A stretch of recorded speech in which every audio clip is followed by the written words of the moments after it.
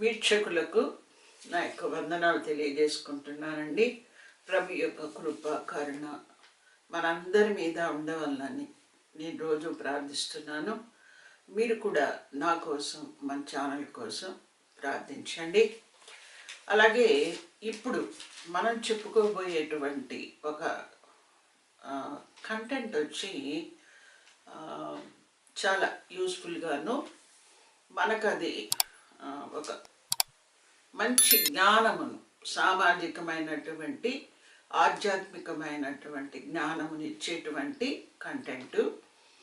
ఈ మధ్య పేర్లు ప్రస్తావించడం అవసరం లేదు, కానీ ఒక 1 or 2 పాస్టర్స్ ఈ దేవతలు అనేటువంటి ఒక సబ్జెక్ట్ దగ్గర కొంత క్లారిటీ మిస్ అయినట్టుగా నాకు అనిపించింది. ఎందుకంటే మనం ఏది చెప్తున్నప్పటికీ కూడా అది భారతీయ హిందూ సోదరులు, మన చుట్టూ ఉన్న వాళ్ళు కూడా అర్థమయ్యేటట్టుగా మనం చెప్పగలిగితే బాగుంటుంది అనేది నా ఉద్దేశం. జనరల్గా మనం వచ్చి బైబిల్లో విగ్రహములు, దేవతలు, దేవుళ్ళు అనే పదాలని తరచుగా వింటాం.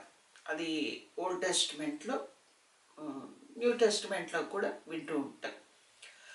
ఇక్కడ నిర్గమకాండములో ఒక మాట ఉంటుంది. 15వ అధ్యాయము 11వ వచనంలో యెహోవా వేల్పులలో నీ వంటి వాడెవడు అని ఉంటుందన్నమాట.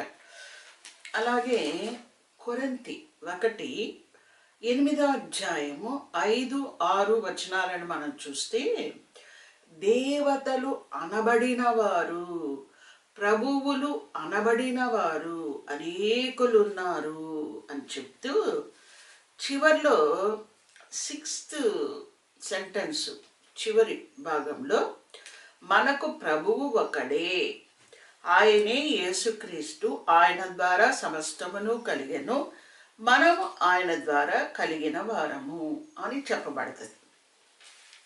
ఇక్కడ ఒక పాస్టర్ గారు, ఇక్కడ తిరుపతికి సంబంధించిన ఒక పాస్టర్ గారు నాతో ఏమన్నారంటే, దేవతలు అనబడిన వాళ్ళు ఉన్నారు, వాళ్ళందరిలో యెహోవా గొప్పవాడు అన్నట్టుగా అతని వర్షన్ చెప్తున్నాడు. అది అంత కరెక్ట్ అయిన వర్షన్ కాదు అని నాకు అనిపించింది. దానికి ఆలోచించానన్నమాట. ఈ టైప్ ఆఫ్ మైండ్ సెట్ చాలా మందిలో ఉండొచ్చు. ఇటువంటి భావన వందల వేల మందిలోనూ ఉండొచ్చు, లేదు ఎంతమందిలో ఉందో మనమైతే డేటా తీయలేదు కాబట్టి చాలా మందిలో ఆ భావన ఉండొచ్చు అన్నది నాకు అర్థమైంది. కానీ మన బైబిలే ఏం చెప్తుందంటే, ఈ విగ్రహములు వట్టివి అని, మాయాస్వరూపములని, వాటికి శక్తి లేదు అని ఇత్యాది మాటలతో కూడా విగ్రహములను గురించి బైబిల్ చెప్పడం జరిగింది. బైబిల్ ప్రస్తావిస్తూ ఉన్నటువంటి ఈ దేవతలు అనేది ఏంటంటే, అక్కడ బిబ్లికల్గా మనం చూసినప్పుడు ఇజ్రాయేలీలు ఏ దేశంలో ఉన్నారో ఆ దేశంలో ఉన్నటువంటి ఇతర జాతుల వారు అనేకమైన దేవుళ్ళను లేదా దేవతలను పెట్టుకొని పూజిస్తూ ఉన్నట్టుగా, అనేక రకాలైన పూజా కార్యక్రమాలను వారు చేసినట్టుగా, అప్పుడప్పుడు ఇజ్రాయేలీలు కూడా ఆ విగ్రహారాధన అన్నటువంటి అబద్ధములో, పాపంలో పడిపోయినట్టుగా మనం చూస్తాం. బైబిల్ మనకు తెలియజేస్తుంది. బట్ ఇండియన్ కంటెక్స్ట్ వచ్చేటప్పటికి ఇట్స్ ఎంటైర్లీ డిఫరెంట్. భారతీయ సమాజంలో, హిందూ సమాజంలో ఉన్నటువంటి సందర్భాలను వాళ్ళు ఆ మాటను, దేవుళ్ళు దేవతలు అనే మాటను వాళ్ళు ఉపయోగించేది చూసినప్పుడు మనం కొంచెం జాగ్రత్తగా దాన్ని వాడవలసిన అవసరం అయితే ఉంది. మరింత క్లారిటీతో వాడాల్సిన అవసరం కూడా మనకు ఉందన్నమాట. ఏది ఏమైనప్పటికీ దేవతలు అనబడిన వారు, ప్రభువులు అనబడిన వారు అనేకులు ఉన్నారు ఈ లోకంలో అన్నది మనం గుర్తుంచుకోవాలి. దాన్ని ఏ విధంగా చూడాలంటే మనకు వేదాలలో చూసినప్పుడు వేదాలు ఏం చెప్తున్నాయంటే జడ చేతనములు అన్నీ కూడా దేవుళ్ళే అని చెప్తోంది. అంటే జడ చేతనములు, జడము అంటే కదలనివి, చేతనములు అంటే చైతన్యము కలిగినవి అన్నీ కూడా దేవత అనే పదాన్ని వాటికి వాడచ్చు అని చెప్తూనే ఆ పదానికి అర్థాన్ని కూడా మనకు తెలియజేస్తూ ఉందన్నమాట. అట్లంటే ఏంటంటే దేవత అనే పదానికి మీనింగ్ ఏంటంటే ప్రకాశించున్నది, ప్రకాశింప చేయునది, మనుషులకు మేలు కలిగించున్నది, ఉపయోగపడునది, ఇటువంటి వాటిని అన్నింటినీ కూడా దేవత అనే పదముతో వేదము సంబోధిస్తూ ఉన్నట్టుగా మనకు తెలుస్తోంది.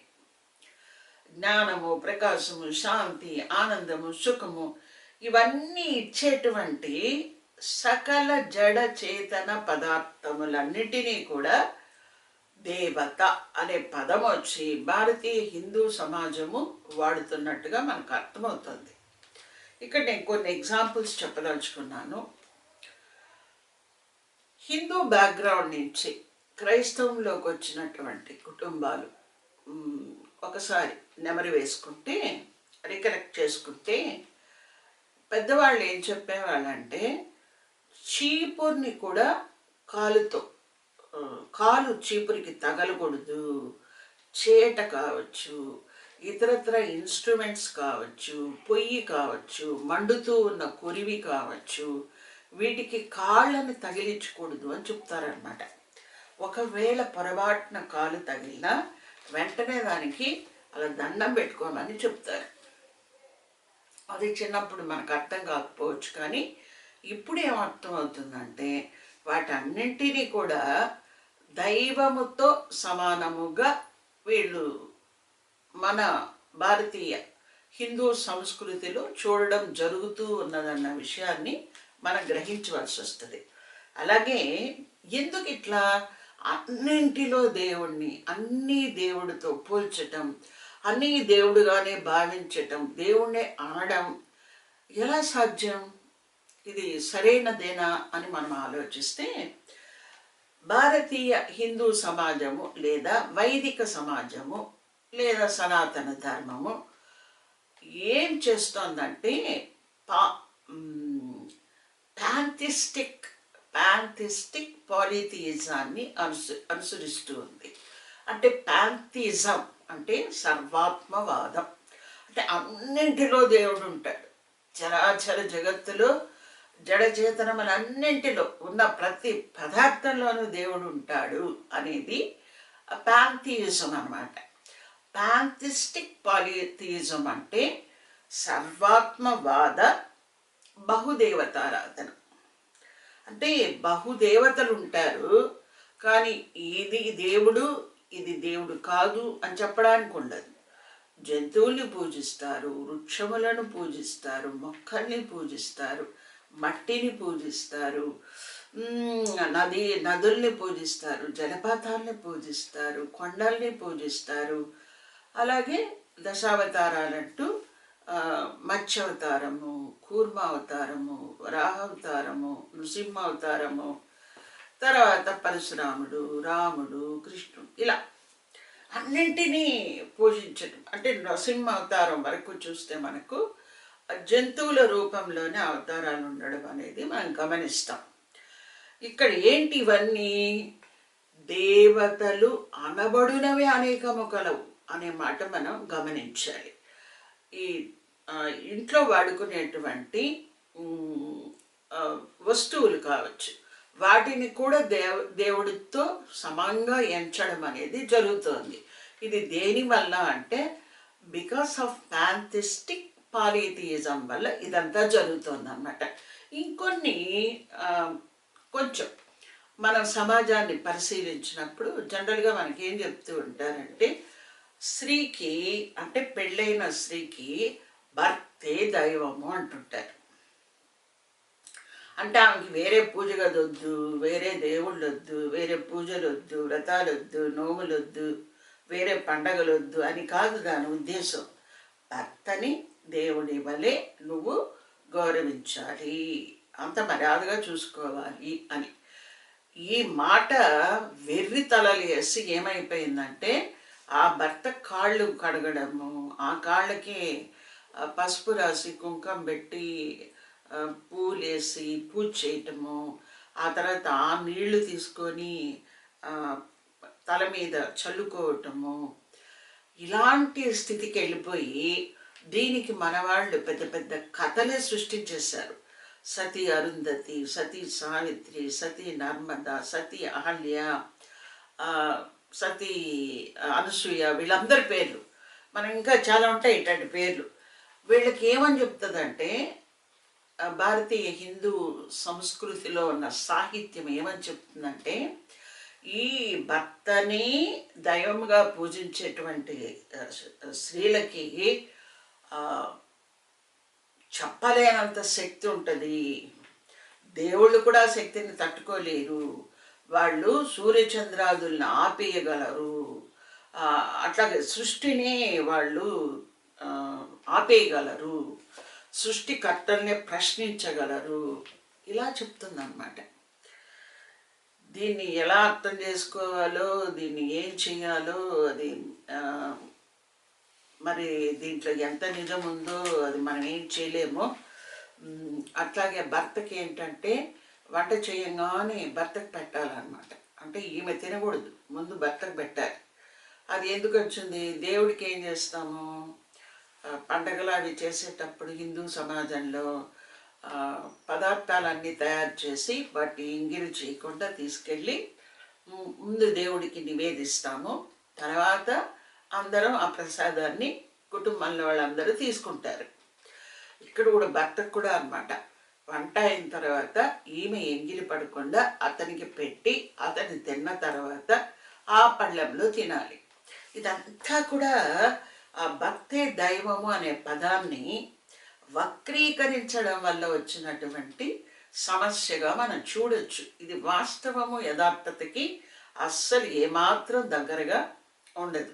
ఎందుకంటే భర్తే దైవం అయితే, భర్తే ఈమె యొక్క దుష్కర్మలను అన్నింటినీ పరిహరించేవాడైతే, ఈమె పాపములన్నింటినీ కొట్టివేయవాడైతే ఇంకేముంది మళ్ళా?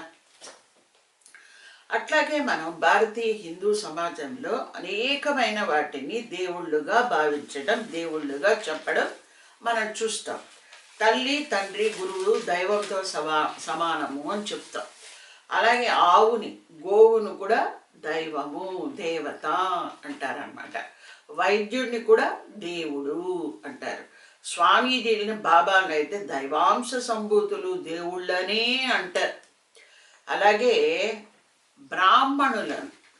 బ్రాహ్మణులను దేవుళ్ళు అంటారనమాట. దీనికి ఓ పెద్ద శ్లోకం కూడా ఉంది.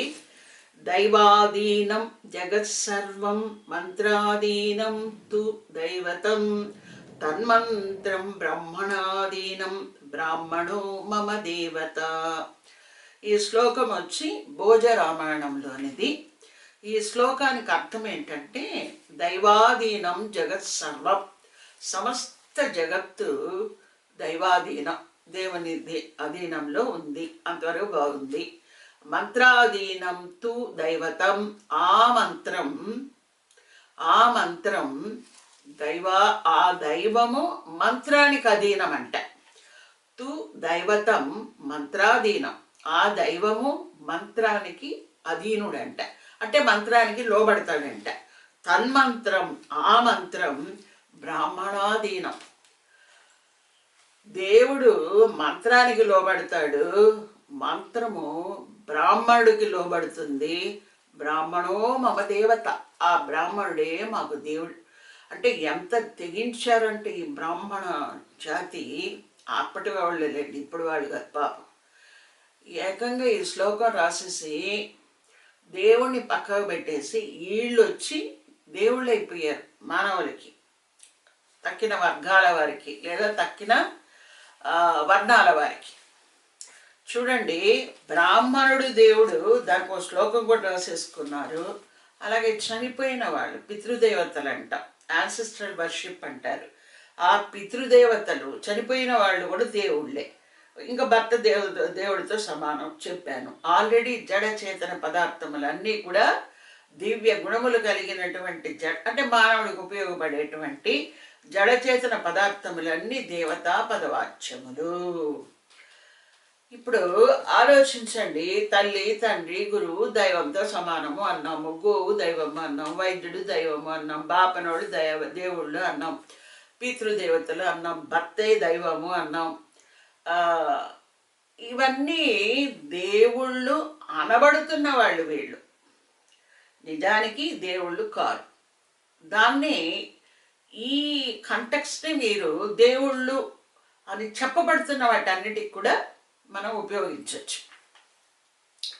మానవుల చేత సృష్టింపబడిన దేవుళ్ళు, దేవుళ్ళు అని పిలువబడేవారు లేదా దేవుళ్ళు అనబడేవారు, వాళ్ళకి మానవుడు ఏం చేశాడంటే కొన్ని గుణాలను వాళ్ళకి ఆరోపించి వాళ్ళని పూజించటం నేర్చుకున్నాడు. అంతేకాని వాస్తవానికి వారు వేల్పులు కాదు, వారు దేవుళ్ళు కాదు. ఇంకా వేదం ప్రకారం యాస్క మహర్షి చెప్పినటువంటి 33 దేవతలు ఎవరు అని కానీ మనం చూస్తే 33 దేవతలు, 8 వసువులు ఉన్నాయన్నమాట, వసుదేవతలు అంట. 12 ఆదిత్యులు ఉన్నాయి, 11 ఏకాదశ రుద్రులు ఉన్నారు, ప్లస్ వీళ్ళు కాక ఇంద్రుడు ప్రజాపతి అంతా కలుపుకొని 33 దేవతలు. వసుదేవతలు అంటే ఏదో కాదు, పంచభూతాలు, 5 పంచభూతాలు, సూర్యుడు చంద్రుడు నక్షత్రం. పంచభూతాలు, సూర్యుడు చంద్రుడు నక్షత్రం, ఈ 8ని వసుదేవతలు అంటారు. ఆదిత్యులు సూర్యుని యొక్క స్వరూపాలు, అంటే ఋతువుల్లో ఎలా సూర్యుడు మారుతూ ఉంటాడో ఒక్కొక్క సూర్యుడికి ఒక్కొక్క పేరు, ఒక్కొక్క దేవుడిగా అదే సూర్యుడిని భావించటం. ఏకాదశ రుద్రులు అంటే మన్మహాదేవుడని, సర్వేశ్వరుడని, సదాశివుడని, మృత్యుంజయుడని, సర్వేశ్వరుడని ఇలాంటి పేర్లు ఉన్నాయన్నమాట. ఇవి కాక ప్లస్ ఇంద్రుడు ప్రజాపతి, వీటిని కలిపి 33 దేవతలు అంటున్నారు. 33 కోట్ల దేవతలు అంటే సమూహాలు, గుంపులు గుంపులుగా ఉండడం అని అర్థం. కాబట్టి మనము దేవుడు అనే పదాన్ని వాడేటప్పుడు ఈ పదం అనేది, ఈ నామం అనేది అన్నిటికీ మనం ఉపయోగిస్తున్నాం. కానీ మన మైండ్లో మన జ్ఞానం ఎలా ఉండాలి అంటే, మనం ఆ పదాన్ని వాడేటప్పుడు దేనికి వాడుతున్నాము, ఎందుకు వాడుతున్నాము, ఆ వాడడం అనేది ఆచార సాంప్రదాయం ప్రకారం వాడుతున్నామా, లేదు జ్ఞానము ప్రకారం వాడుతున్నామా, సత్య జ్ఞానం ప్రకారం వాడుతున్నామా అనేటువంటి ఒక స్పెసిఫిక్ క్లారిటీ అనేది ఉండాలి. ఒక ప్రత్యేకమైనటువంటి క్లారిటీతో వాడినప్పుడు మాత్రమే దానికి విలువ ఉంటుంది. లేకపోతే యెహోవా తండ్రి సరసన ఈ ప్రకృతి పదార్థములను, సమాజంలో ఉన్నటువంటి ఆచార సాంప్రదాయం ప్రకారం దేవుళ్ళు అనబడి మనుషులను, చనిపోయిన వారిని అందరినీ కూర్చోబెట్టేయటం జరుగుతుంది అన్నమాట. ఈ కూర్చోబెట్టేసి వాళ్ళల్లో ఈయన గొప్పవాడు అంటే ఈయన కూడా అందులో ఉన్నాడు, కానీ వాళ్ళకంటే ఈయన గొప్పవాడు అలా కానీ కాదండి. ఇక్కడ దేవతలు అనబడువి ఉన్నవి, దేవతలు అని పిలువబడునవి ఉన్నవి.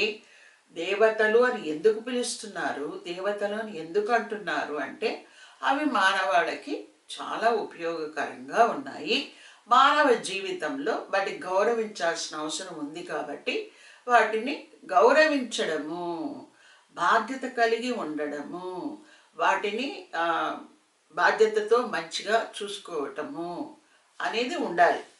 కానీ ఇక్కడ ఏమైందంటే ఆ దైవము అనే పదాన్ని తీసుకొని వచ్చి వాటికి కూడా వాడడం వల్ల కొంత కన్ఫ్యూషన్ వచ్చి ఆ కన్ఫ్యూజన్ వల్ల పాంథిస్టిక్ పాలిథియిజం అనేది వచ్చి దాంతో ఈ బహుదేవతారాధన వచ్చి దాంతో దేన్ని పడితే అది దేవుడు అనుకోవడం వల్ల మానవుడు ఏమవుతున్నాడు, సరైన మార్గంలోకి వెళ్ళలేకుండా పాపం ఒక అయోమయంలో పడి